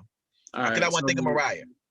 Who else did I say? MJ. Not MJ. No, MJ's not. No more. He's not living, so he can't. Right. That's what I'm saying. Okay, there's not many alive. There's not living. many alive that can. Are you gonna put Beyonce like? Okay, that's. Now I guess you know what? I hadn't been thinking like cross gender. That's another. I guess it's the next step. Yeah. Cross gender. Are you thinking cross genre? The reason why I don't want to cross gender and genre sometimes, I feel like, because what I like about having it sort of like same realm is because the pendulum don't swing crazy as much. But if you got people you got a female R&B artist versus a male R&B artist, it may not be equal. It may not be as equal as you think it's going to be. You know what I'm saying? Like the girls going straight, I like every one of these girl songs. And the guys like, like if I put TLC up against Jodeci, I'm probably gonna pick damn near all 20 Jodeci records over the TLC records. Minus like 3 songs. Because I relate to Jodeci more than I relate to TLC. And the girls gonna all take the TLC songs. Right. So the ladies gonna take Beyonce records over, you know what I'm saying, a guy. Rihanna, Beyonce. And that's one of my list. So I wasn't thinking Mariah Carey. That's a really good one. She wouldn't do it. But I was thinking she would dress up. She would change a song. Mariah's not doing it. Do it. She would. I bet 100,000. Mariah is not. Listen, Mariah is how many times? Mariah is. She don't even walk for herself no more. she don't walk for herself. Do everything, but she would be. She would be switching outfits, bro. I'm gonna tell you what Mariah would do. Mariah would have a frozen screen of her when she like 30. Like, and she won't be there. She'll be off screen talking the whole time. She won't ever present herself in person. I think she would. I think she'd have like that would be dope though. But I like the Mariah thing. I was thinking, obviously Rihanna. I think that's her closest competition in the last 10 years is Rihanna. Last 15 years, yeah. Last 15 years, absolutely. And she got enough hits to go at her with. They can go back and forth. It'll be a good battle. I thought Janet Jackson. And Mary J. Blige. Those are the 4. I don't know. I can't do Mary. Wait, I thought you were gonna get this one. Not Taylor Swift. Not just for the sake of it. Not just for the fact that would be a good race battle. Like everybody in the world. Can she see me boxing? And then listen, that would get the biggest ratings. They would have the biggest #1 or like chart-topping songs for black and white. Like I just think that would be like a really good equal opposite. That's out of the box. I think I like out of the box, but if you think about it, everybody's been comparing them. The more you, Felicia, the more you talk about this, the more sense you make. But still, I ain't trying to watch no goddamn Taylor Swift for 2 hours. Yo, but it'd be a whole different crowd. But it's a good idea though. I do like what you're saying. Yeah. When you mix it with Beyonce, it would kind of be like a Super Bowl show. Like, you know, you can enjoy the whole thing, but like you would get your thing, your part off. You know, like it would even out. It would be balanced, I think. No, Beyonce would there's you sense know, to if it. you do each one. Now here's the thing. Who in a right mind that's there for Beyonce gonna pick any Taylor Swift song over a Beyonce record? That's the thing. And vice versa. It would be a different versus. Clashing the whole time. It would be a different versus. It would be completely fans versus fans. It was super. But the thing is, it's super fans, and they both fans. have the super fans for it. So this versus would be a whole. That would be the one that's the mania thing you said. What is that? The WrestleMania. That would be the WrestleMania. But the others, that could be the little. What's the other? Raw. That would be the Raws. Yeah. That's pretty good.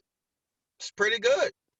I like the way you're thinking. That's definitely out of the box thinking right there. That's some think tank shit for your ass. But you know what? I still want. You know. Oh man, did I tell you? So I know you saw that I said I wanted a D'Angelo versus Musiq Soul Child battle. Mm-hmm. You know I got crucified for that. Really? Why? Probably like 3 people. Not a lot of people. It wasn't a whole crucifix. It was like a crucifix. Wait. So are they Musiq fans or they D'Angelo? They're D'Angelo fans. I got crucified by some D'Angelo fans because of D'Angelo is a musician. He plays all the instruments and all of. Okay. And I get that, but you know what it is? Those same people are going. Those are the same people that if you ask them Prince or Michael Jackson, they're gonna say Prince. They say Prince. Yeah. So what? I'm not taking Prince over Michael Jackson, and I like D'Angelo, but I'm not taking him over Musiq Soul Child. I'll probably still take D'Angelo over Musiq Soul Child, but at the same time, I'm not saying that's a bad matchup. I'm not. That's a bad. I would sit down and learn something from that matchup. I would listen to every song and be like, okay, I'll try to figure it out. I love brainstorming. What Felicia brought to the table, that's great brainstorming. Mm-hmm. What I got positive out of the D'Angelo versus Musiq one if somebody mentioned Maxwell, because remember I was like, damn, who could Musiq go up against? And I thought, damn, then somebody's like, yo, Maxwell versus D'Angelo. I'm like, yo, any one of those three would be a good battle. I guess I hadn't thought about how deep Maxwell's catalog was, but Maxwell has a 20-song catalog. Yeah. He has a 20-song catalog. He's probably about to, knowing Max. Listen, I hit Maxwell up the other day and I talked about it, but what's so funny? Did you know? Wait. You gonna stop laughing at me when I tell you I hit these people up, bruh? I sent Maxwell a text. Okay. Like I don't text. I know I haven't texted him before. This is my first time texting him. Okay. I don't text Maxwell. You know, I got it. But I text him. I'm like, Maxwell, big dog. I was like, MW. This is what needs to happen. I'm like, yo, I need you to battle. But right now he's busy, you know, getting masked, and he's being part of the COVID-19 relief funds and all that stuff. He's out there doing some humanitarian work. So, you know, shout out to Maxwell, but Maxwell, you know, he can't be a part of it right now. He said he's not even doing music right now, but he'll get back to the music when this is all over. You know, he's focused somewhere else right now. Mm-hmm. How dare you, Brian? How dare you? Sure. All right, bro. So, you know, another name that we have. Are you able to see your phone while you doing this, Brian? Yeah. Okay, cool. Please continue.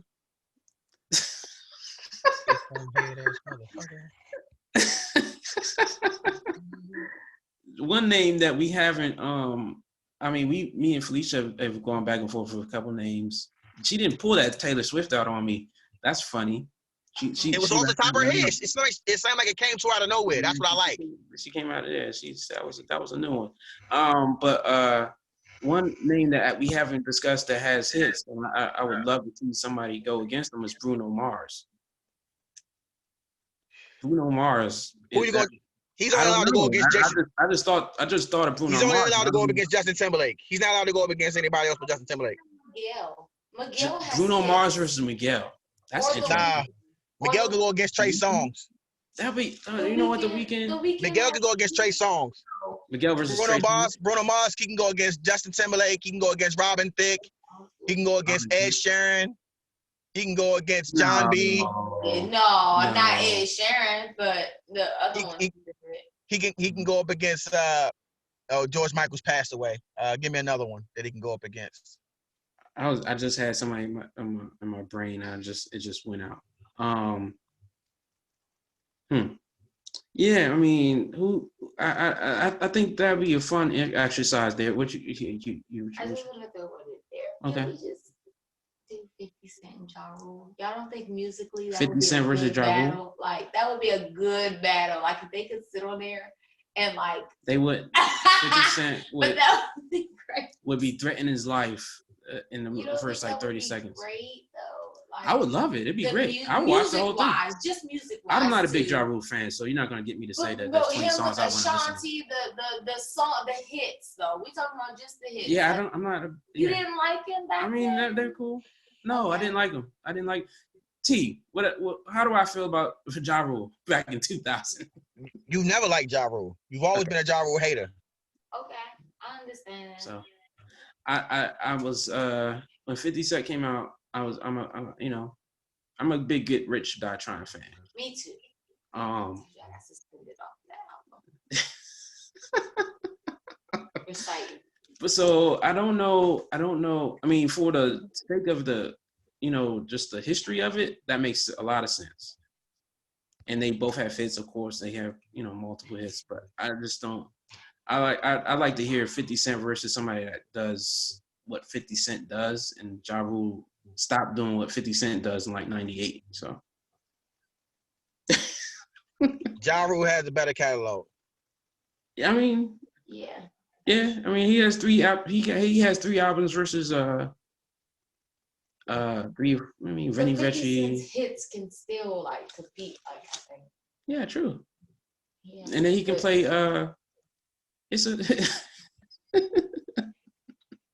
He can play the Power remix. The Power. This is a big Intro. rich Big rich town. Yeah, you can do that. Oh, wow. You know, I wouldn't want a Ja Rule versus 50 Cent battle. No. No, because I feel like He really hit you back though. Shut the fuck up. You tell the people what you talking about, Brian. you have a text string here that says Maxwell at the top. And hey, this is T, and he does hit you back and say, "What's up? It's Maxwell. Thanks for texting me." You full of shit. How'd you fake this, bro? Oh, so you think I cooked that up out of nowhere? Look, you know what? I screenshotted that so that you can see the timestamp. God damn it! What did the timestamp say? I've been on the podcast with you. What did the timestamp say? That says 8:20, 10:46, 10:53 p.m. That's yesterday. No, look up top from the screenshot. 10:57. What time is it now? Okay. I don't know what that means. I went to the text messages and I screenshotted from my text thread and I sent it to you. No doubt. No doubt. I see that this probably like Maxwell's like account manager that responded to you, but that's what's up. Semantics, dog. That was really Maxwell. Boy. All right, man. Like, I don't know what the time clock is. I know we need to keep this on the 2 hours so you can, pick clips out. And So I don't want to get to the sports stuff. I think we did some good stuff with the music. But I had something else for you though. Okay. I had another battle for you. Mm-hmm. I want to know what you. The reason why I don't want a Ja Rule versus 50 Cent battle. Yeah, listen, I don't want verses to have inclusion of any negative energy. Mm-hmm. There's no way that battle's going to have positive energy. So it's like I don't like. It's not that I don't want them to battle. They can do it on another platform. I just didn't want to be. I don't want verses to be connected to it, and I don't think it would be. I got you. Oh, but the battle I wanted, the other one, the other super battle, is Usher, Chris Brown. Them and they brought it together. But that's not going to be 50 Cent Ja Rule. But no, maybe not. But that could 50 Cent got stabbed by one of Ja Rule's people. Okay. It's not. That's so not going to be maybe the same. that's a bad example. Sorry. Okay. But There's no maybes. another example. Like people that got shot between them two. Yeah. Friend, like shot at and jumped, beat up. There's no peace between them. Monica and Brandy. Nobody got shot. Nobody got beat up. But everybody's been comparing them since They're good friends, though. They're good friends. They're not good friends. If you really look at it, they are. They weren't always good friends. They were beefing at one point. And even right now, they're not good friends. They're on a okay. Like, look at Monica's last statement about the versus thing, and then look at what Brandy said last, what the Shade Room just posted about Monica not wanting to do it. She shouldn't want to. They made amends, but they were never friends. They never really got along. They always had a back and forth relationship. They actually had like a little documentary. I'll put my money on it. That energy, that negative energy you're talking about, is Monica's. I believe that because Brandy was she was there like, I want to do it. I was there and Monica doesn't want to do it. And Monica's response was, I would do it, but I don't want to do a battle. Like maybe if we were doing a celebration, but she can't do a battle. Because she said call it versus that she doesn't like it. But you could tell that was just a front. Like that was completely a front. Like you could have celebrated her and she celebrated you the same way Erica and Jill did, but she didn't choose to do that. She was the one who rejected it. So this is why this is the problem I had with Monica versus Brandy. It's like I don't know if y'all watched if you would watch the Neo versus Johnta Austin battle where Neo kept playing records and thinking they was the hot record because it was the time where Chris Brown was. You could tell that Neo had a rivalry with Chris Brown. Like, and I don't necessarily know if I don't necessarily know if Chris Brown has that same rivalry, but it came out. It was just subliminally like he had a competitive nature against Chris Brown because they were on the charts together. So Monica and Brandy been on the charts together. Yo, Brandy smoked Monica in the charts. I thought Monica early on had a better. I think she had a better voice, but she didn't have she wasn't putting the records out. She wasn't as accessible. People didn't get along with Monica as much. It seemed like she was too real. Like she was straight. She was too hood. So it's like we cool, but if you cross me, you gonna find out what it is. Whereas I don't think Brandy really gave that energy to people. So it's like Monica sort of, it seemed like she rubbed people the wrong way because they like, I gotta be on eggshells around her because I don't want her to snap on me. Because Monica put the pause on you.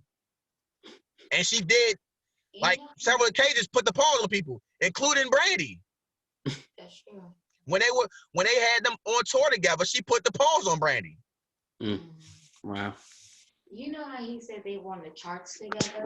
I think people often compare them because of that, but I think they peaked at different times, even though they were on the charts. I think together. Monica had a longer career than Brandy. It's not even longer. Really? I think he peaked after Brandy. Yeah. I think the thing is, her early career was with Brandy, but Brandy was peaking when Monica was at her early career. You know what I'm saying? Okay.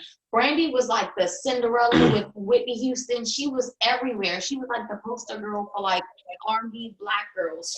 I had to show everything. But Monica, like the couple years after that, maybe like early 2002, 2001, maybe. It was like I don't know what album that was, but she came back out and she was on 106 and Park. She was everywhere. Right. And Monica, Brandy wasn't making music at that time, or she wasn't peaking at that time. She made that Full Moon stuff, and that was was it Full Moon? Her last album. It was after Full Moon. After Full Moon. I don't even know what it's called, but that one, nobody knew what it was. She was making music at the same time as Monica, and people were paying attention to Monica's and not Brandy's. But nobody really. Even after that, Monica had joints after, even after. Like little singles and stuff. So Brandy came out before Monica. Brandy came out 90. Her debut was in 94, and Monica's was in 95, right? Now, so you saying that Brian said that you think that Monica's career spans longer than Brandy's? Yeah, as far as being on charts and all that stuff, yeah, absolutely. Because Brandy just dropped something, but Monica's single from maybe 5-6 years ago was on the radio. Yeah, no, that's true. It was longer technically, but it wasn't as powerful, maybe. Because Brandy had her own show. Yeah, like I'm not trying to say that Brandy was bigger, quote unquote. Peaked higher. Way before Monica. Yeah, peaked before and higher. But Monica went up because like this. But because it was at a different time, it seemed different. Yeah, no, I get you. I hear you. So the thing about it for me is why I think it's Brandy with Smoker is because though Brandy came out in 94, Monica came out in 95.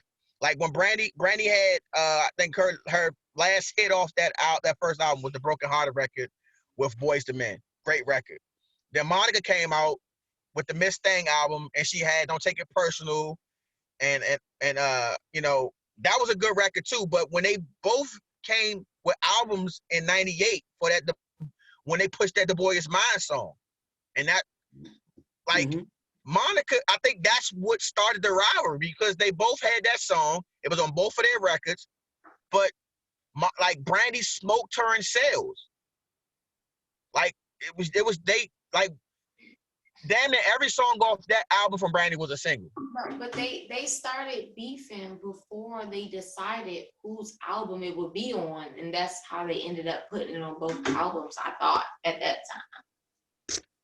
It made sense that it go on both of the albums. You know what? The thing about it is, Monica actually named her album The Boy Is Mine. I thought that was funny. Yeah. So I needed the song to carry it. So I wonder, do you think that she named it that to for public spin and say, oh, this song was supposed to be mine? I'm curious as to why she named that record that. Yeah. I think she needed to anchor. That was like an anchor. That was the biggest probably the biggest song at that time. And for Brandy, she had a lot of other hits like on that same album. So she didn't necessarily need that anchor, you know? It was it was actually, I think she sold what, like that album I think did like 2 mil. Is that the one? Is that the one with Mace on it? Sitting at them. That's at the top. Yeah, No, that's her. So Monica's album did 3 mil. That the Boy Is My album did 3 mil. But Brandy had The Boy Is Mine as a single. She did Top of the World, Have You Ever, Angel in the Skies, which is like my favorite record from her. Almost Doesn't Count, You Don't Know Me, Everything I Do For You, Never Say Never. Like she had 8 singles. All like who has 8 singles? Michael Jackson is the only. Michael Jackson and Chris Brown and Beyonce are the only people that have 8 singles. You don't have 8 singles? That's crazy. Yeah, that's crazy talk. Right? So no, she went damn near 5 mil off that album. Fam, I'm just saying that Brandy reached a peak higher than Monica, but Monica has musically, I get what you're saying, but Brandy having a TV show, right? Like she was way more accessible. She was way more beloved. Oh, she was easier to digest. That's not disputed. I think with Brandy, I think her personal life, dealing with her ex, is sort of what took away from the music aspect on her part.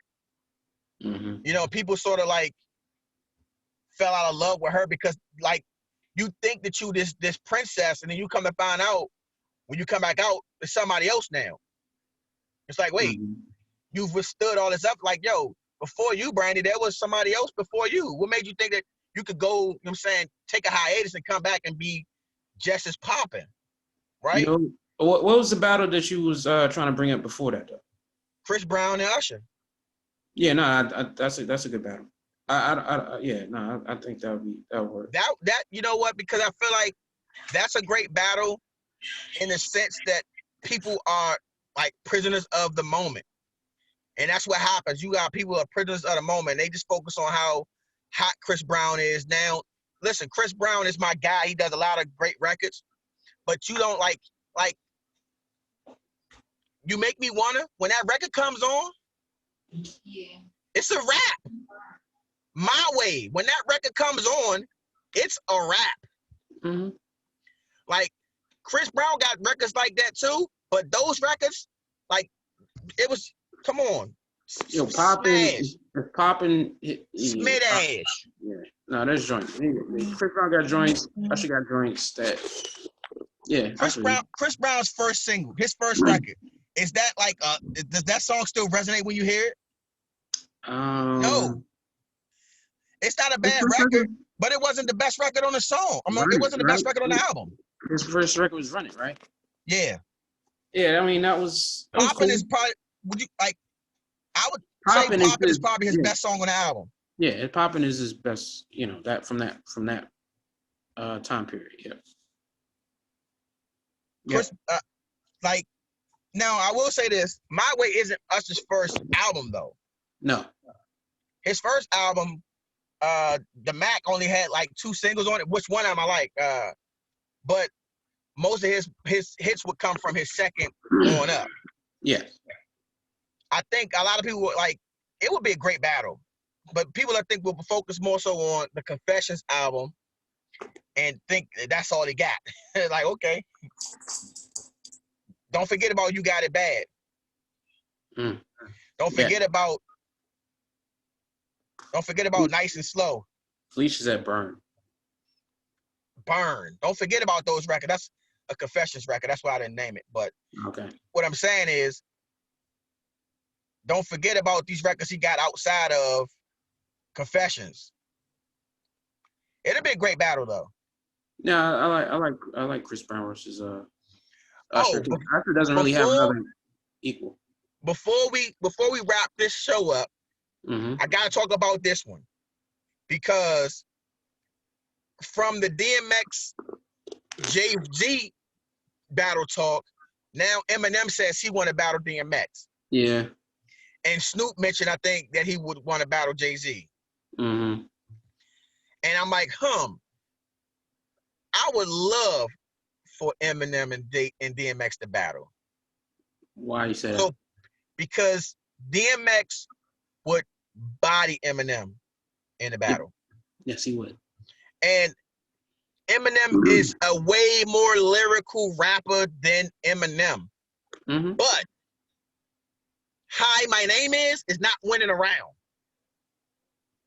No. JD's back. Guess Who's back? That's not winning around. No. Like some of his biggest commercial records aren't winning rounds. Now, Right. hit the lead single off the 8 Mile soundtrack, that's winning around. Yeah. The Way I Am, that probably went around. The Way I Am wins. It can win around. Man, But Stan might win around. yeah, I like Stan. That can win around unless DMX plays Slippin'. My whole point is, I would love. My thing about it is, I would love for DMX, whoever DMX battles, if he does battle, I would love for him to battle a lyricist. Okay. So people can, because I feel like there's a certain love affair that we all have with Jay-Z, that we can't separate lyricism versus the art. Eminem is a lyricist and he has art, but it don't hit the same. As somebody talk like, listen, DMX records was just hard. It's just a different vibe. Those are two different vibes, dog. There's some dark. They both get dark, but it's just. There was a time where people would argue Eminem is the greatest of all time, and you couldn't say nothing negative about Eminem. Yeah, that's true. I'm an Eminem fan. I like Eminem more than a lot of people, especially now in 2020, I guess. But I don't want to hear anything Eminem does against a DMX record. Like they just throw me out in two different types of worlds, and I wouldn't want to hear them against each other. Yeah. So we trying to make that battle happen. We trying to make the Taylor Swift Beyonce happen. Eminem's trying to make it happen. On the ride up, it's trying to make the Beyonce versus Taylor Swift battle. the D'Angelo versus Musiq Soul Child battle. Mm-hmm. The Bruno Mars versus Justin Timberlake battle.